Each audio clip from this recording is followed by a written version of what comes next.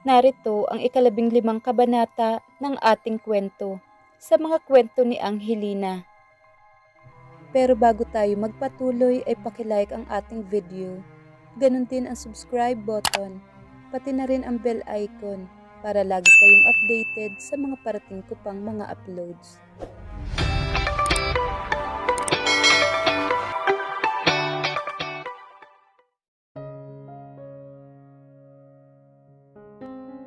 Kumusta ang daddy mo?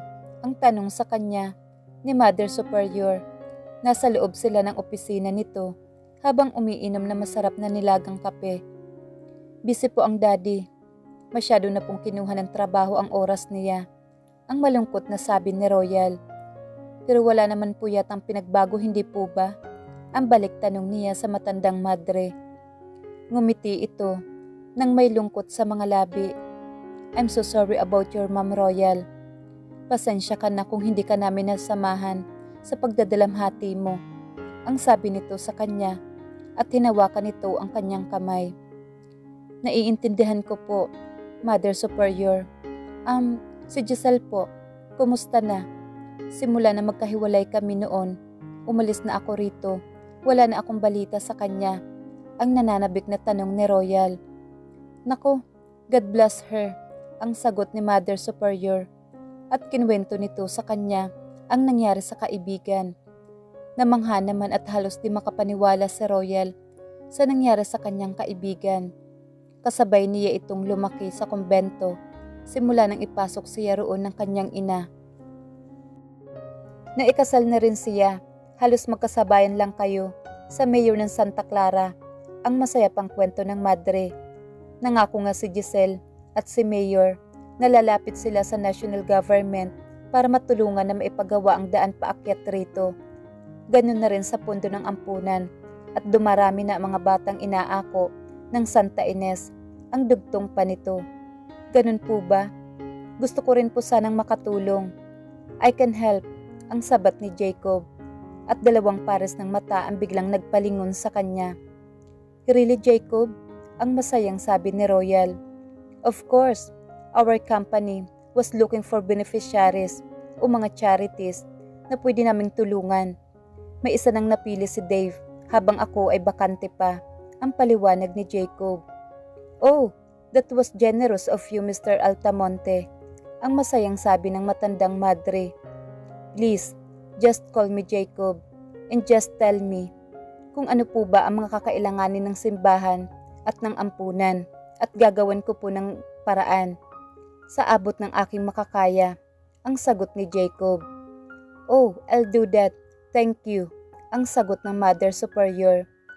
Jacob, thank you, ang masayang sabi ni Royal at di na niya napigilan ang sarili na tumayo at yakapin si Jacob sa sobrang saya. Natigilan si Jacob sa biglang ginawa ni Royal. Damit, ang mura niya sa sarili. Nagkasala na naman siya. At nasa loob pa siya ng simbahan, ang sabi niya sa sarili. But the feelings Royal gave him was so damn good and satisfying, not only in his body, but also in his soul. He cleared his throat. You're welcome, ang matipid niyang sagot. Natutuwa ako para sa inyong dalawa, Royal. Hindi man naging maganda ang simula ng mga buhay ninyo. Nakadama naman kayo ng kalungkutan. Pero sinuklian naman ng Diyos ngayon ang inyong mga sakripisyo sa nakaraan at binigyan niya kayo ng mabubuting asawa, ang sabi ni Mother Superior sa kanya. Nakaupo sila sa damuhan sa ilalim ng puno habang nakatanaw sa cliff kung saan tanaw ang syudad sa ibaba. Ang malakas at malamig na hangin ay humahampas sa kanilang mga katawan.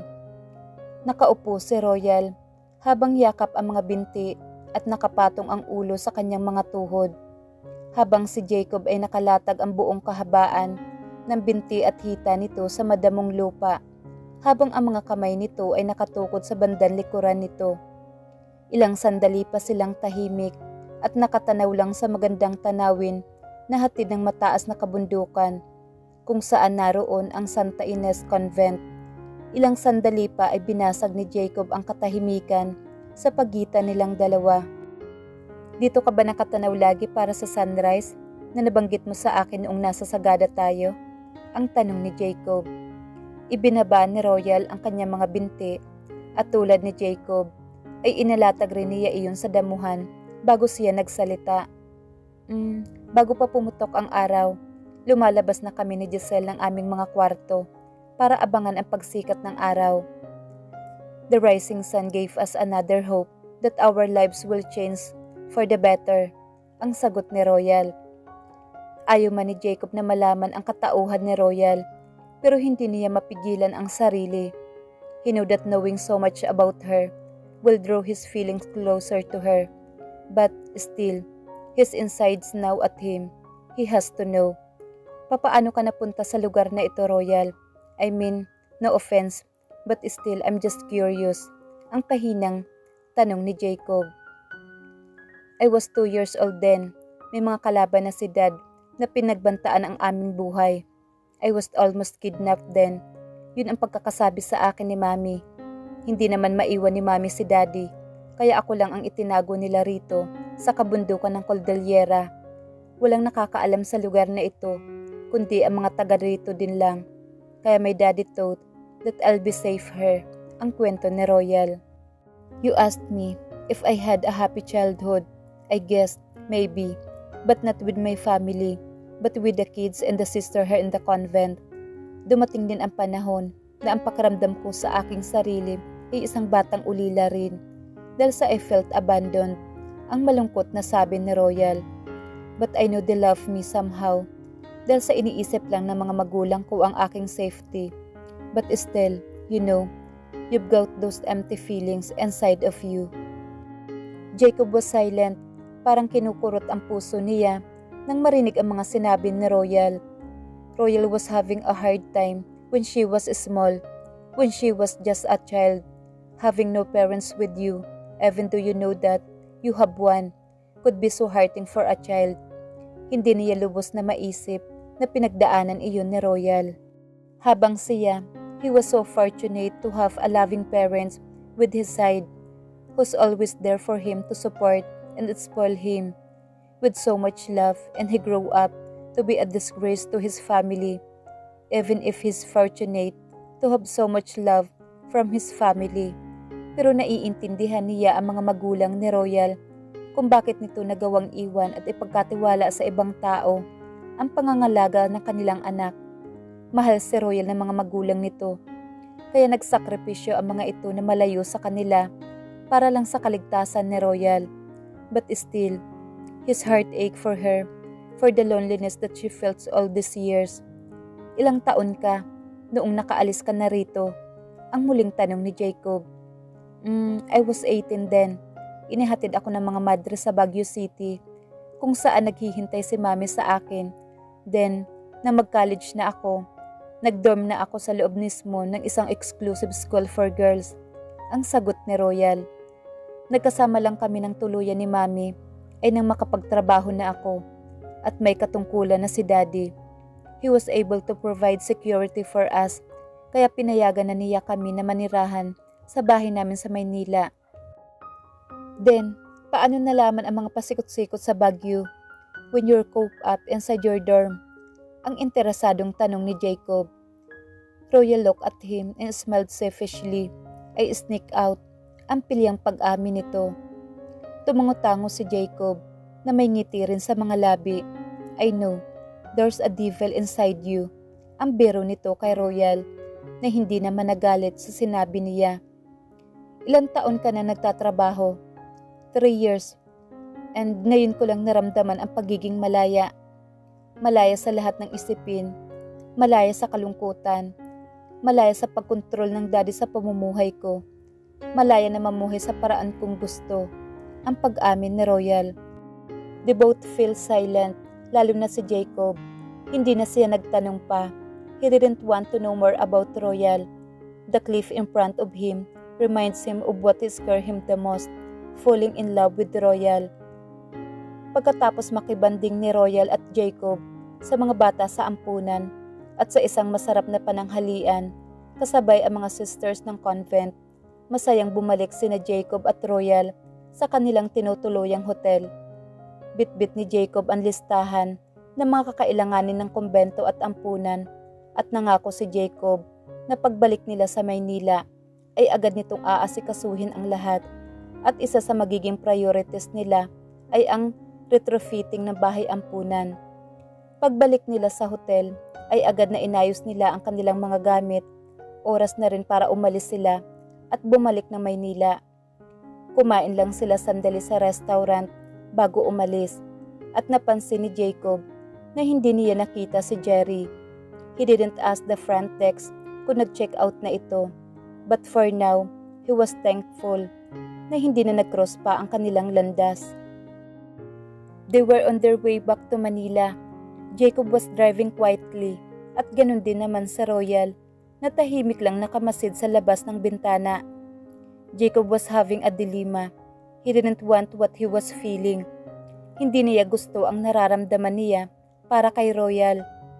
Maybe he was feeling this way ay dahil sa romantic atmosphere ng Baguio. Iyon lang iyon. Nadala lang siya sa lugar at ng pagkakataon.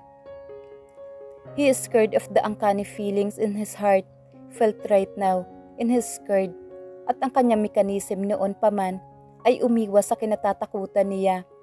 He is afraid of failure kaya hindi siya nagtitake ng risks and he is afraid of being hurt kaya hindi niya pinagbibigyan ng pagkakataon ang mga tao na masaktan siya by staying away from them.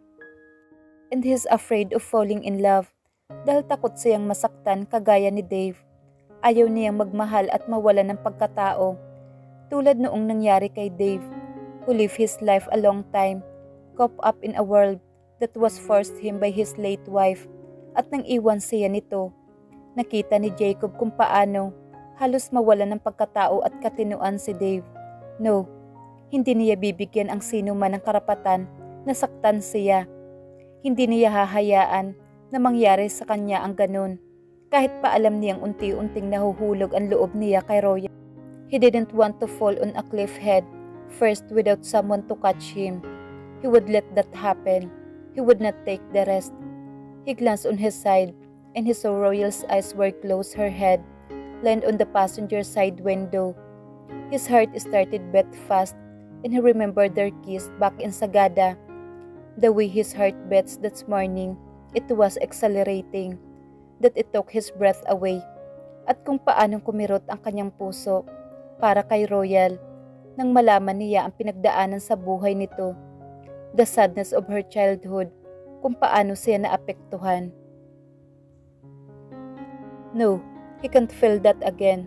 He can't be used to this kind of feelings. Yes, he's coward, but he's protecting himself from being hurt. And in order to protect himself, he can't fall in love because if he did, he doesn't only give that person the power to love him, but also to hurt him or even to completely destroy him. He has to get rid of his feelings bago pa ito yumabong ng husto, and he has to get rid of the one who's giving this to him. He has to get rid of his wife. He has to get rid of Royal. Oh, bakit nakabusangot yung pagmumukha mo? Ang natatawang tanong ni Edward kay Jacob habang nagkakape sila sa isang coffee shop sa ibaba ng building na pagmamay-ari ng kanilang kumpanya. Hindi sumagot si Jacob at tiningnan lang niya si Edward sabay inom sa kanyang kape. Kababalik lang nila kagabi ni Royal from Baguio pero hindi na siya nagpahinga pa ng isang araw. Gusto na niyang maging abala at mabaling ang kanyang atensyon at damdamin sa ibang bagay. Kaya pumasok na siya kaagad kinabukasan. He needed some space from everything. He badly needed some space from Royal na naiwan niya sa kanilang kondo. Pero gaya niya ay umalis din ito ng kondo pagkatapos nilang mag-almusal nang halos din nagkikibuan. Dahil na rin naman siya mismo ang umiiwas ay nagpaalam ito sa kanya. Kanina napupunta ito sa kanyang daddy para kumustahin ito at para ibigay na rin ang nakuha nilang memory card from Jerry. Pagkatapos ay pupunta ito sa dati nilang bahay para kunin ang mga gamit nito at ilipat sa kanyang kondo. That moment hit him hard na hindi ito honeymoon stage. Ito na ang reality. Magsisimula na siyang mamuhay na kasama sa Royal. Mamumuhay na siya bilang isang may asawa. Kagagaling mo lang sa honeymoon, hindi ba? Bakit parang lantang gulay ka? Masyado ka bang napagod? Ang nangingiting sabi sa kanya ni Edward. Umiling si Jacob. It's just that, he sighed, everything's new to me and everything happened so fast. I felt like I've been hit by a fast train and it was dragging me and unstruck. Ang sagot niya. Paano yan? Mawawala na ako ng drinking body at womanizing body. Sa pagbabar, magiging malungkot na ang buhay ko. Pero biglang ngumisi si Edward sa kanya. O ang buhay mo ang magiging malungkot. Ang nakangising pahabol sabi nito sa kanya, sabay tawa. No, hindi mangyayari yan, ang tanggi ni Jacob. At natawa na lang sa kanya si Edward. Boss, baka nakakalimutan mo na PNP chief ang tatay ng asawa mo. Ang pagpapaalala sa kanya ni Edward. Royal won't complain. Maiintindihan niya na hindi ako pwedeng magbago nang dahil lang sa naikasal ako. She has to get used to it. Nakailang kong mag-unwind after work, ang giit ni Jacob. Oo, sigurado siya doon. Dahil he tested her patient. Bakit ka pa nag-asawa? Kundi ka rin naman magtitino. Tapos sa anak pa ng kilalang general? Are you in drugs? Ang pang-aasar ni Edward sa kanya. Hindi ba at nabanggit ko na sa iyo na napasubo lang ako sa kasal at napilitan lang akong pakasal kay Royal? Ang pagpapaalala ni Jacob. But he didn't elaborate kung paano niya nakilala si Royal. Ano bang gusto mong mangyari? Ang tanong ni Edward sa kanya. Ang hindi ma-in love kay Royal. Ang mawala ang kakaibang pakiramdam na nasa kanyang dibdib. Ito sana ang gusto niyang sabihin, pero ayaw niyang pagtawanan ng kaibigan. Ayaw niyang malaman nito na nakahanap na siya ng katapat na magpapalambot sa kanya. He can't confide with Dave dahil alam niyang hindi ito papayag sa magiging desisyon niya at alam niyang sasabihin ito na walang masama kung magmahal siya at hindi naman sila pareho ng kalagayan. Kung ano man ang mangyari rito ay mangyayari rin sa kanya. But still, he couldn't take the rest. Then, bambabae ka para hiwalayan ka na niya. Ang suhestyon ni Edward sa kanya na mabilis din niyang disin ng ayunan. Pinagbantaan ako ng papa na kapag nang babae ako, siya mismo ang puputol sa kaligayahan ko. And just to think, kung malaman din yun na lunatic dad ni Royal, baka masagad ako pre. Ang sagot ni Jacob na nagpangiwi sa kanyang kaibigan. Oh, iditanggapin mo na lang na nakatali ka na talaga.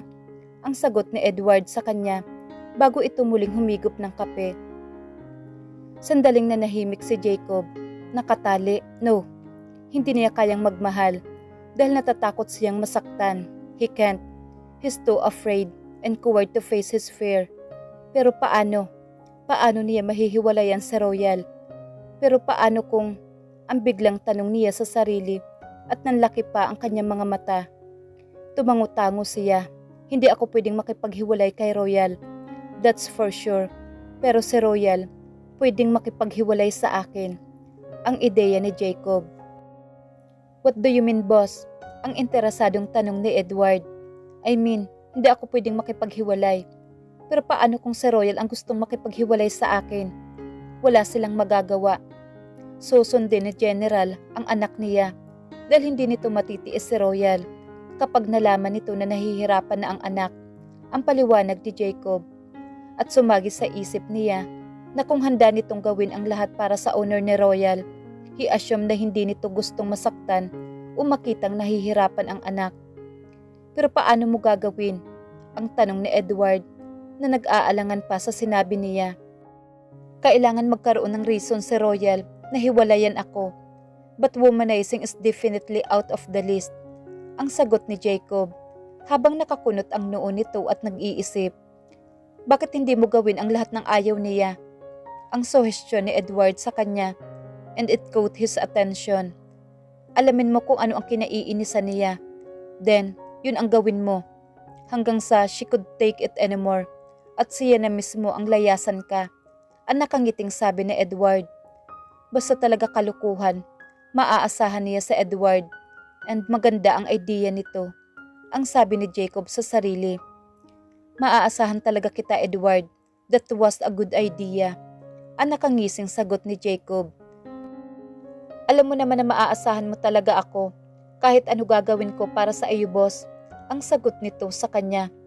Kung ang daddy niya ay may operasyon tukhang, ikaw naman, operasyong palayasin sa inis si Mrs. Ang putol ni Edward sa kanya. Amen to that, ang sagot ni Jacob. At itinaas pa nito ang hawak na tasa, pero kabaliktaran ng saya sa kanyang mukha ay ang tunay niyang nadarama. Kakayanin ba niyang mawala si Royal sa kanyang buhay? Then suddenly, naramdaman niya ang vibrate ng kanyang cellphone. Nang tingnan niya ito, si Royal ang tumatawag. Biglang bumilis ang tibok ng kanyang puso. After 5 rings, ay sinagot na iyon ni Jacob. Yes, ang matipid niyang sabi. Jacob, I just got her in your condo. I'm actually at the parking lot right now. Nakalimutan ko na wala nga pala akong susi ng unit. I was about to bring up my things sana. Pauwi ka na ba? Ang tanong ni Royal sa kanya mula sa kabilang linya. He wanted to run as fast as he can and grab his way back to his unit. But isn't what he wanted to get rid of Royal? So kailangan niyang tikisin ito and he has to start that very moment. Can you wait? Mamaya pa kasi ako. Marami pa akong pipirmahan na papers. Ang pagsisinungaling ni Jacob and he tried to sound irritated. Oh, okay. Maghihintay na lang ako. Sige, hindi na kita aabalahin. Bye. Ang sagot ni Royal sa kanya bago nito pinutol ang linya. God, he didn't want what he was feeling right now. His chest felt so heavy. Nakokonsensya siya. But still, she deserved this. Kung hindi nito sinabi na mag-boyfriend sila, hindi siya maikakasal sa kanya at di nito dadanasin ang pahirap nito sa kanya. He tried to justify his deeds to himself. Yep, this was all her fault. Ang giit pa niya sa sarili and he resumed in drinking his coffee. Who's that? Ang interesadong tanong ni Edward sa kanya. It was Royal. Ang matipid na sagot ni Jacob at nagtaas ng kilay si Edward sa kanya na tila ba nagtatanong ay umiling lang siya rito. He tried to get himself busy sa loob ng kanyang opisina pero ang tila oras na pag-upo niya sa kanyang swivel chair ay minuto lang pala ang lumilipas. He kept on thinking of Royal. Ano kaya ang ginagawa nito? He envisioned her sitting inside the car waiting for him or maybe nasa lobby siya ng kondo sitting comfortably one of the coach there. But still, she's waiting for him. Tila ba na-imagine niya ang batang Royal na nakatanaw sa may dalisdis malapit sa Santa Catalina. Nakaupo at nakatanaw habang naghihintay sa mga magulang nito kung kailan magbabalik ang mga ito para kunin siya. And he remembered the sad look in her eyes. Napabuntong hininga si Jacob. Napatiim bagang siya at mabilis niyang binuksan ang pintuan at malakas na isinarado ito. Nanatili lang si Royal sa loob ng kanyang sasakyan. Ayaw na muna niyang pumasok sa loob ng kondo at maghintay sa lobby. Mas gusto na lang niya maupo mag-isa sa sasakyan niya without the curious stares from the other people. Pinatay lang niya ang aircon at makina ng sasakyan. Sa kaniya ibinaba ang bintana para may pumasok na hangin sa loob. She looked at her back at the back seat. Kakaunti lang naman ang mga dinala niyang gamit. But still, would take a few trips up and down mula sa unit ni Jacob. Pwede naman siguro siya magpatulong dito. Ang sabi niya sa sarili. Jacob parked his car in front of condominium. Agad siyang pumasok sa loob para i-check kung nasa lobby si Royal. He scanned the area at nang walang Royal siyang nakita, ay sumakay siyang muli sa kanyang sasakyan para magpunta sa parking at doon na nga niya nakita ang sasakyan ni Royal. Ipinarada niya ang kanyang sasakyan, saka siya lumabas para lapitan ang sasakyan ni Royal. She immediately saw him at lumabas na rin ito ng kotse. And again, he felt his heart skip. Hindi siya dapat nandito, ang giit niya sa sarili. Pinaghintay niya dapat si Royal ng matagal. Hindi ba ang misyon niya ngayon ay ang inisin ang asawa para hiwalayan siya nito? Jacob, ang bati sa kanya ni Royal at tumango lang siya. He has to stop caring for her. Ang giit niya sa sarili. Mauna na ako sa itaas para mabuksan ko na ang unit ko. Ang sabi ni Jacob, sabay talikod nito kay Royal. Don't look back. Don't look back. Ang bulong ni Jacob sa sarili para hindi siya lumingon kay Royal at alam niya kapag ginawa niya iyon ay makikita niya ang mga mata nito na hindi niya ito matitiis. Kaya mabilis siyang naglakad papasok sa loob ng building. Abangan bukas ang karugtong ng ating kwento sa mga kwento ni Anghelina. Muli po nating tunghayan sa susunod na kabanata ang pagsisimula ng buhay may asawa ni Royal at Jacob, ang simula ng pagpapahirap ni Jacob at kung paano lumaban si Royal gracefully. Muli po ay nagpapasalamat ako sa walang sawang pagsubaybay at pag-iiwan ng magagandang komento.